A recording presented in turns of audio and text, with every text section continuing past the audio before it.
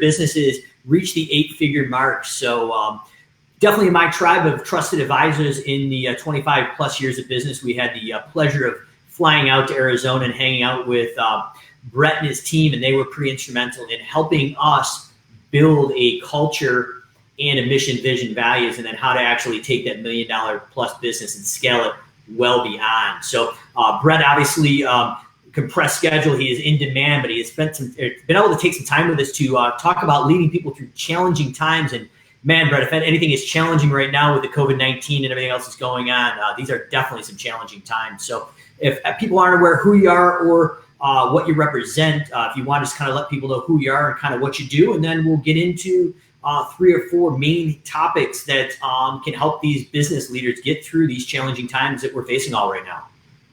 Yeah, I appreciate that opportunity, Mike, and always look forward to share some thoughts with more business owners out there. We love entrepreneurs.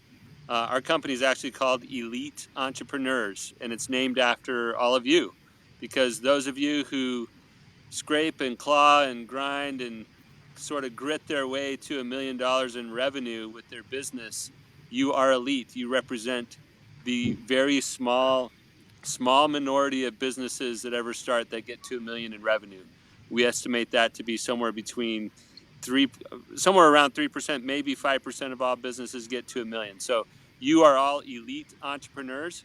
Only problem is once you get to $1 million, there's new challenges that you didn't have to deal with before, and you got to figure out a new ball game. So what gets you to $1 million doesn't get you beyond that. And a lot of businesses get stuck somewhere between that 1 and 3 million mark. And we love dedicating our time to helping those businesses learn what it takes to scale in through 7 figures and beyond. So it's a pleasure to be here. And yeah, these are definitely different and interesting and challenging times, which is why we want to talk about how to lead effectively through these challenging times. Yeah, right. And I know one of the biggest things that we see right now, especially with the uncertainty and what's going on, is a lot of people, whether it's a non-essential business or an essential business owners' reality with their normal day-to-day interactions and how they're interacting with their family, their workers, their customers are changing. But a lot of times we forget to take care of ourselves. So I'm assuming that may be part of the process is we actually want to be able to address the entrepreneur's mindset and well-being before we look at anything else. Absolutely. You're spot on, Mike. In fact, I've been talking about it a lot lately, and I've been using the analogy of the oxygen mask, right? When you get on a flight, they tell you all the safety instructions and emergency preparedness types of instructions that they give us. And they say if those oxygen masks come down, you're to secure yours first before you help somebody else. And right now, you cannot lead powerfully if you're coming from a place of fear or uncertainty or doubt yourself. And there's a lot of reasons for us to be coming from that place. Our businesses are all at risk. I mean, just frankly, some more than others, right? We know, I just feel for restaurant owners, travel companies, and lots of companies that are on the front lines of not having business coming in. And even if you're not in one of those industries, most people are pulling back right now. Most people are hunkering down. They're hanging on to their resources. They're kind of waiting to see what happens next. And in that fearful environment, our brains, all of us, are just biologically programmed to go into survival mode. And the amygdala, right, that core survival mechanism in our brain is firing on all cylinders, and it's scanned the environment. It says there's danger, and I need to be in survival mode. And you can't be effective as an entrepreneur if you're stuck in lizard brain thinking. That's where scarcity lies. That's where we go into fight or flight. Or, unfortunately, for our businesses, many business owners are going into freeze. They're just saying, I'm going to clamp down, hang on to my resources, and kind of wait out this thing and see what happens.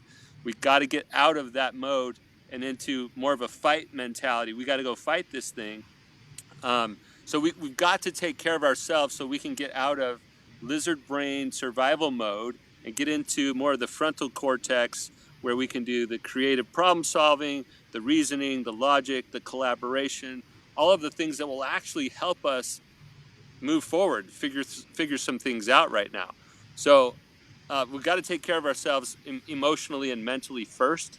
And I don't know how much time you want to dive into some suggestions around that, but if we don't place the oxygen mask on us first, no way can we go lead effectively anybody else. Yeah, I couldn't agree with you anymore. And we've been talking a lot about mindset and whether it's abundance or not, and are you going to drive the storm of the COVID thing and get through it quicker? You may feel the pain in the immediate future of it, or are you going to actually contract and let this thing exhaust you and wear you down and beat you down, and you're not going to come out the same as you were before it hit? So I think having that mindset, especially just like you said, you've got to take care of yourself first, get your house in order mentally, and be able to understand that you're going to probably fight it and not fly from it. So it's very interesting. There's another consultant in the home cleaning industry, Debbie Sardone, who's using the analogy of a cow versus a buffalo, where a cow is going to run from the storm. They end up becoming exhausted. They either perish or collapse, where a buffalo sees it coming on, it runs at it. It knows it's going to be a tough time, but they're going to get through it quicker and be better out on the other side of it. And that analogy has been used a few times in this ecosystem, but it's still kind of that mindset that you're talking about, taking care of yourself first. Yeah, so let's just talk briefly about a couple tips on how to take care of yourself.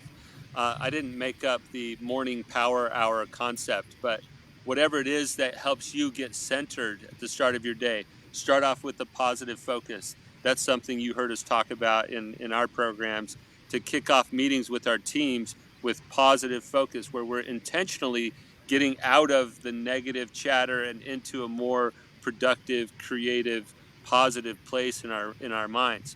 So having a positive focus to start the day. Some people have a personal spiritual routine where maybe prayer or scripture study or meditation or some other form of getting grounded, getting centered. Other people like to go for a run, be outside in nature. Right now I'm outside of my house because COVID-19 has my house full of kids that are really loud, right? So we're all dealing with this in different ways. But to be outside, to connect with nature, good music, laughing, any sort of humor, exercise. These are all things we can do to take care of ourselves, and everybody knows their own best way of being well. And right now, more than ever, we need to be that. And on the flip side, I would say, as much as possible, and I see other business influencers promoting this as well. Basically, turn off the news. Like, don't watch the constant stream of negativity. Um, I'm not saying bury your head in the sand, by the way. Let me just be very clear. You must be you must be very well tapped into the right sources of information for you to make the best decisions for your business. However, if you're on constant refresh of CNN or social media feeds, you're it's just going to be bad news coming at you all day. You cannot survive personally on bad news. You got to nourish your brain, your thinking, your spirit, be well, so that then we can concentrate on helping others. Interesting. And maybe I'm drawing some inferences of what you're saying, but either getting inside spiritual exercise, just taking in the media you need, the news you need to run the business successfully. It almost seems like you're focusing on some point of clarity. Is clarity come into this play once you've kind of taken care of yourself and the mindset? Yep. So that's a great lead in. So once you're taking care of yourself, you've got to be clear as a leader before you can go help others get clarity. And right now we're all driving, and I love the storm analogy. The cow's running away and the buffalo's running into or through. You hear stuff like that, and that sounds cool. I don't know how it really works. Let's assume that's really the case. Well, the buffalo can't see very far right now. The visibility when you're running in the storm, when you drive in a snowstorm, or out here in Phoenix where I live, we don't get snowstorms, but we get dust storms or fog, whatever it is. Most of us have had some experience of driving in low visibility. In those environments, you can't do a lot of long-term planning. Clarity is lower. So you have to pull in the planning. You got to condense the planning cycle. And instead of doing quarterly planning, maybe it's just a week, right? Maybe you huddle the team together and you say, this is what we've got to do this week. And you stay focused. So you're planning as far out as you can see. Maybe you're just disrupting the normal quarterly planning process and making it more of a weekly or a monthly or 2 weeks at a time. Whatever's the right horizon in your business, bring it closer. And I'm a big advocate for personal offsites for leaders before they do quarterly planning. Well, this is no different. You need to be clear first as a leader about what you think's happening in the landscape, what you think your best chances are, and then you got to go and roll others to join in the process of creating more clarity. So yeah, maybe it's not a personal offsite where you spend a whole day by yourself, but an hour by yourself or 2 hours by yourself to just really get grounded in everything you think is important for you and your business to understand, identifying what you think are the next steps, figuring out what you have to do to keep your team well. As much clarity as you can get for yourself is going to be essential before you can go and lead others to clarity. Yeah, and that's an interesting perspective, Brett, that I didn't think about. And to be completely transparent with the kids upstairs, it sounds like little elephants are running around upstairs. That's just them. But my wife and I, obviously, she's a professional as well, had to block out some time. So I'm working predominantly focused for 5 or 6 hours in the afternoon while she's doing her thing in the morning. And we're both working at night. But it's interesting you mentioned clarity in getting by yourself or getting your key stakeholders, whether it's a go-to-meeting or personal area based on distancing and things that are going on. But my clarity in the business and where we are and where we need to go, we've had to pivot a lot quicker now because of things that are going in. It's fluid, but my clarity at night, quote unquote, my offsite at night from 8 or 9 o'clock at night to midnight or 1 o'clock when I'm getting the rest of my strategic planning done, that quiet focusedness has been instrumental in the last 2 weeks, and probably is what kept me the sanity in it. And you mentioned talk about maybe bringing in your key stakeholders or different people. So now that we've kind of taken care of ourselves, we created this clarity, realizing it's not business as usual. We may have to pivot or react a little bit quicker instead of our quarterly sprints or weekly goals. We may have to pivot a little bit quicker. How do we bring our team members into this? How do we communicate with them? How do we reassure them?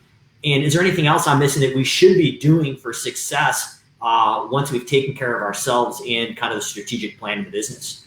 Yeah, let's shift to how to help others now. I think this is the natural point. So if you're taking good care of yourself and you're helping yourself get as much clarity as possible in these times that, like you said, they're fluid.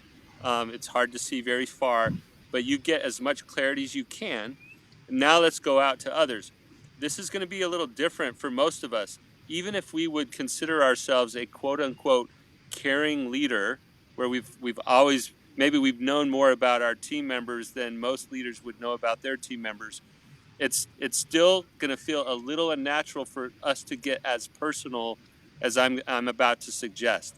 So if your people are in survival mode, right? Because everybody's landscape is different now. The changes are all around us. The potential to be sucked into fear or uncertainty or doubt, that applies to everybody on planet Earth, right? It's the one unifying thing right now that we can all say we're experiencing together. Well, your team members, uh, they might be experiencing different levels of fear in response to all that's happening. They might be worried about paying their mortgage. They might be worried about a loved one being sick or being exposed to this virus and actually losing their lives. So there's lots of things going on for them that we can't just assume just because we're taking care of ourselves and we're okay. Our people aren't in that place necessarily. So we really have to dive in and find out what is concerning them. So last week, excuse me, last week, I brought my team together for a little planning session on Wednesday. It was a week ago today. And I said, hey, before we go through our normal planning cycles, let's do a little Stockdale paradox work. And I had to teach them what that was. If you're not familiar, look up Jim Collins' Good to Great. Stockdale paradox is about Admiral James Stockdale. He was in a prisoner of war camp in Vietnam for 7 years, okay? If we're having a hard time waiting out this COVID-19 thing, think about 7 years in a prisoner of war camp. Horrible conditions. Most people didn't make it out of there. The ones who did, they married confronting the brutal facts with this undying belief that in the end they would prevail. Okay, that's the paradox in a nutshell. Confront the brutal facts of the current reality while maintaining an undying belief that in the end we will prevail. We'll get through this. We'll win. So I started with that with my team. I taught them about the Stockdale paradox, and then we said, look, let's just face the brutal facts that we're dealing with right now. And my advice to you and everybody else who might be listening is to take as much of the emotion out of it as possible. We're just being good investigative reporters right now. We're just naming the facts. So fact, right? People are losing their jobs. Some people are losing their lives. Like, we're just naming everything that's happening. And then we switched gears and we said, okay, what are reasons to believe? How can we hold on to hope? And we flipped to reasons to believe. And then we started to get a little more creative, because we moved from more of that fear-based thinking, that survival mechanism, more into the creative space. We said, you know what? We can go create whatever we want. We've got all sorts of flexibility. We've got smart people. How do we move forward in a creative way? And we started coming up with reasons to believe that we could go face all those challenges that we had already listed. And then we went into our normal planning exercises, and we came out of it with some really focused areas in two ways that will apply to probably everyone listening. How do we better serve and add more value to the customers we currently have? And how do we come up with new ways to create or generate revenue or cash, right? So we put all of our problem solving around those two focus areas, very specific action items for each person, and we're checking in on that with each other very consistently. Sorry. Yeah, I love it. Kind of No, threw up on you there.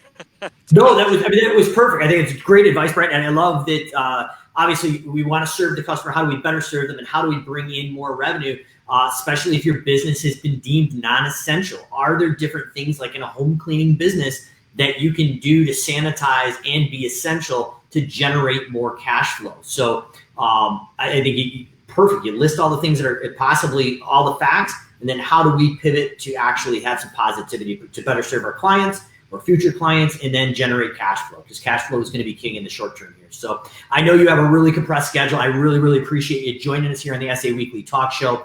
Brett, if anybody's interested in reaching out to you regarding Elite or Momentum or any of the other products that you guys have, how would they reach out to you to do that? And I've got to say, once again, thank you for helping my journey of breaking that the seven-figure mark and well beyond through the process of systems. And I'd love to have you back on. You started talking about some mission, vision, values, and quarterly, and yeah, it'd be great. Topics too, because I'd love to do all of that. So the best way to get a hold of me is to just check out our website. It's growwithelite.com. So growwithelite.com. Or people can even email me directly. Brett has 2 T's in it.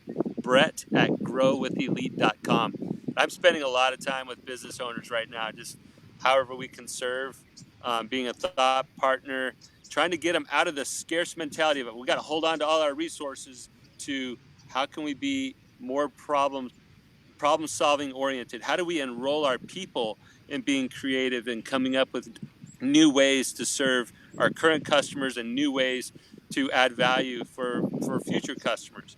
So it all starts here, guys. Where we want to go starts with how we take care of ourselves, and we can lead ourselves, and then we can lead others. And you'll be amazed. You will see the companies who come through this with flying colors. They will be stronger as a result, even if it's painful, even if there's some short-term loss, even if there's significant challenges. The leaders who rise to the occasion will build the best businesses, and the best businesses always win. Love it, Brett. Thanks once again. I'll put some notes in the show notes here if you guys want to check out Brett and the Elite team. And if you're tuning in later, Callahan's Corner, you ask questions, we answer them live on Facebook. So, Brett, once again, definitely got to get you back on the dock to talk about building a culture and driving those BHAGs down to yearly and quarterly and your big 3. Big game changer in my business. I'm sure it would help everybody else. So thanks again. Enjoy the sun out in Arizona and stay healthy in these challenging times. Thanks, Mike. It's been a pleasure. Take care. Appreciate it, buddy.